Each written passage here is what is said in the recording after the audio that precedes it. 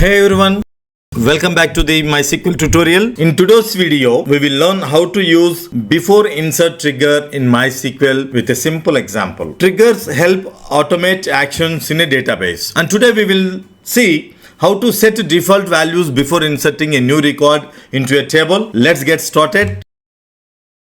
First, let's create a table name student that stores the student information. So open your MySQL terminal or any database tool like MySQL or Bench and run this command. Create table student of id int auto increment primary key. So here the id value will be incremented by 1 and it is going to be stored the unique values, and name is going to be varchar of 20 size, and we have another field created at. So here I want date and time, or you can use the only date, or you can use the timestamp. Status followed by varchar of 20. I'm going to close this. Table is created. Now here the table has 4 columns. ID, which is a unique identifier for each student. The next we have the name, stores the student's name.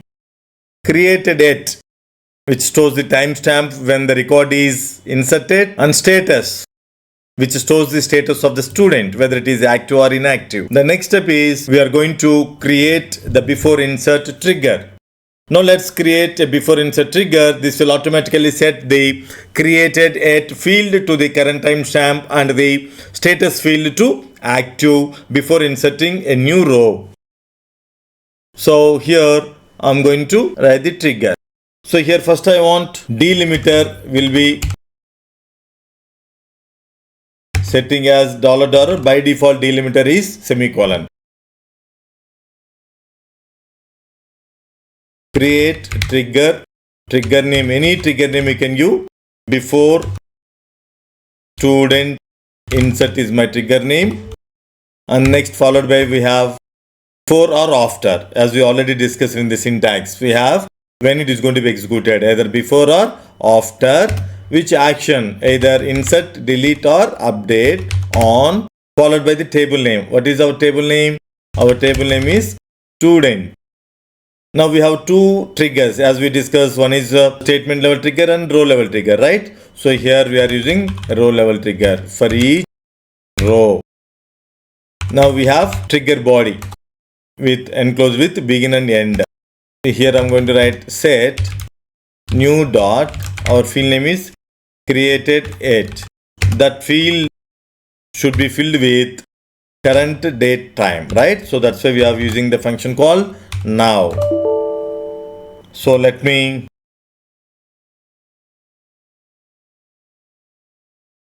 run this command.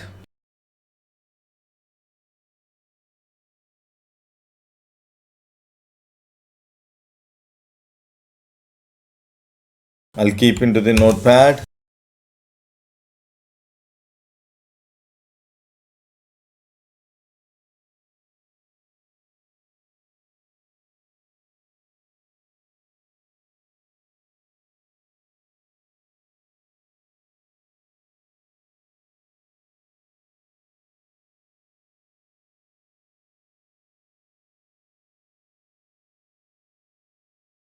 Now let's create before insert trigger. This will automatically set the created at field to the current timestamp and the status field to active before inserting a new row.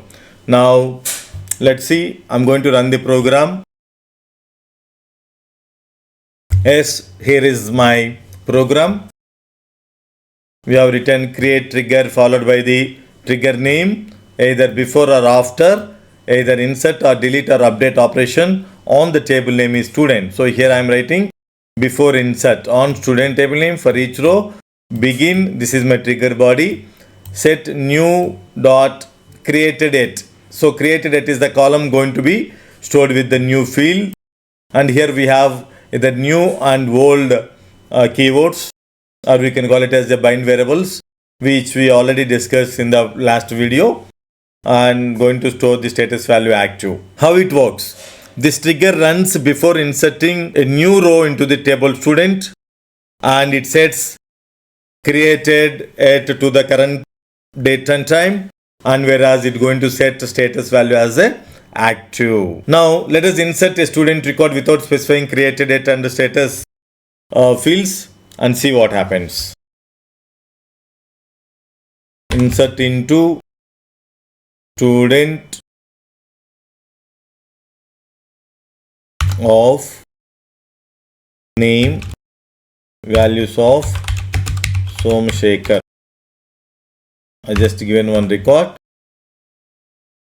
Let's fetch all the records from the student table. Select star from student. Yeah, you can observe, see here. As you can see, the created date column was automatically filled with current timestamp. And the status column is also set to active without us explicitly providing those values. I given only the Somashekar. So, and that's how you create a before insert trigger in MySQL. This method ensures consistency and reduces manual effort when inserting the record. If you found this tutorial helpful, don't forget to like, share and subscribe to more database tutorials. Drop a comment below if you have any questions. See you in the next video. Till then, happy learning. Thank you.